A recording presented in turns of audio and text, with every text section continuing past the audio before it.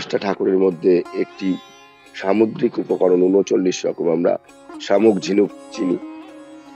39 রকম সামুদ্রিক উপকরণ এবং মুক্তো দিয়ে দুর্গা প্রতিমা তৈরি হয়েছে। আরেকটি শিক্ষা সামগ্রী এবং হারিয়ে যাওয়া বাচ্চাদের খেলা।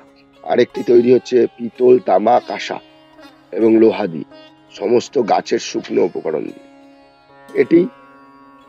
এই মণ্ডপটা তৈরি করেছি স্বর্ণ মন্দিরের আদলে, স্বর্ণ মন্দিরের মতো মেটেরিয়ালস দিয়ে।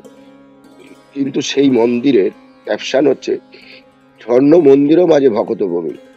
মানে এই শুকনো গাছের আইটেম, আমরা গাছকেই কদর করি না, কিন্তু গাছের জোরেই আমরা বেঁচে আছি।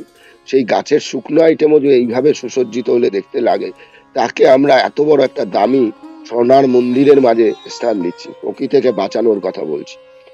আরেকটি রূপোর প্রতিমা, 57 কেজি রূপো দিয়ে। আমি আগেও রূপোর প্রতিমা করেছি, সেগুলো গহনা ছিল, সাজসজ্জা ছিল।